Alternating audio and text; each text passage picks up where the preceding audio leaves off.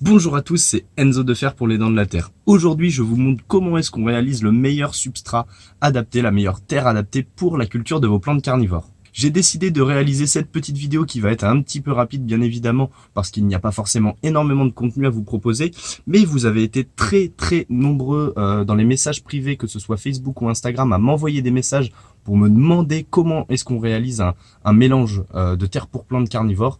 Vous avez été également très nombreux dans les commentaires publics, surtout YouTube, à me demander ce type de vidéo. Alors rentrons dans le vif du sujet et place à la vidéo.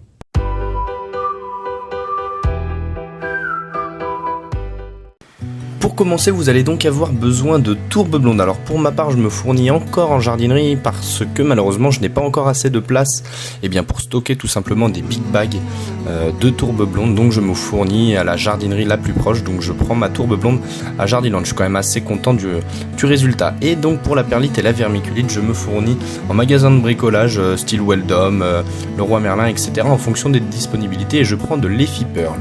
Rentrons donc dans le vif du sujet avec la préparation du mélange. Alors pour cela, vous pouvez utiliser un pot ou bien tout simplement une bouteille coupée en plastique. Alors le plus important, c'est de faire des doses. Donc quand je dis qu'il faut utiliser 70% de tourbe blonde et 30% de perlite et de vermiculite, moi je le fais maintenant à vue d'œil parce que forcément j'ai fait énormément de mélanges pour plantes carnivores. N'hésitez donc pas à utiliser un pot pour faire des doses si vous débutez. Donc là je mets 3,5 pots de tourbe blonde et je mettrai donc 1,5 pot de perlite, histoire de faire 70% de tourbe blonde et 30% de perlite. Alors là pour l'instant la tourbe est déshydratée, c'est-à-dire que quand elle est dans le sachet, vous voyez, elle est sèche.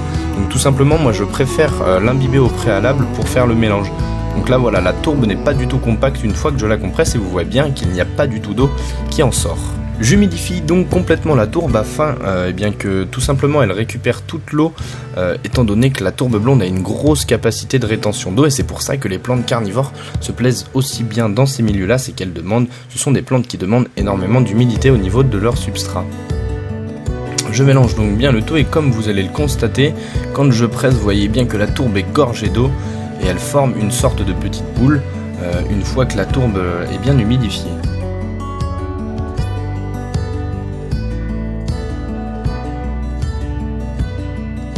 On va donc venir maintenant rajouter la dose donc de perlite, le mélange de perlite et de vermiculite. Donc vous voyez, je prends un pot plus un demi-pot afin que le pourcentage soit bien respecté et que le mélange soit bien homogène. Comme avec la tourbe et l'eau, maintenant je mélange donc la tourbe humidifiée avec la perlite et la vermiculite. Je fais en sorte de bien remuer pendant quelques minutes afin que le mélange soit le plus homogène possible et qu'il y ait de la perlite et de la vermiculite dans toute la tourbe.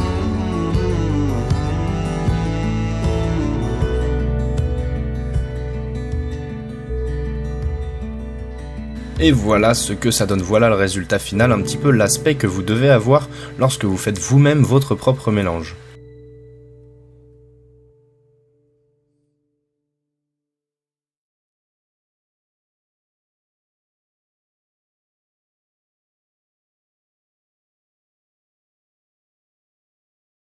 Et voilà le travail, vous voyez, ça n'a pas été très compliqué de préparer un mélange adapté pour plantes carnivores. Pourtant, c'est quand même une étape qui est très cruciale, vraiment très importante.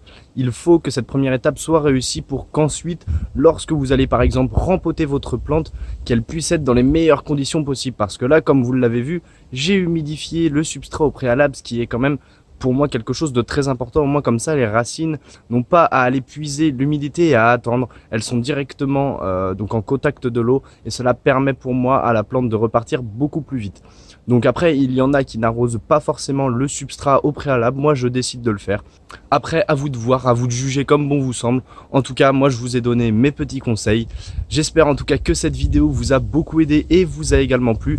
J'ai une petite annonce spéciale un petit peu à vous passer. Je vous conseille vivement de rester connecté toute la semaine et notamment mardi prochain. Pourquoi ? Eh bien, la semaine dernière, je suis allé à la rencontre d'un producteur de plantes carnivores en Bretagne, dans les Côtes d'Armor, dans une petite ville proche de Saint-Brieuc. Je suis allé à sa rencontre, j'ai donc eu l'opportunité de filmer sa collection et j'avais envie de vous partager cette expérience et c'est pour ça que j'ai décidé d'en faire une vidéo. Donc semaine prochaine, sortie de la vidéo de ma rencontre, donc de Alexandre de Carnibraise.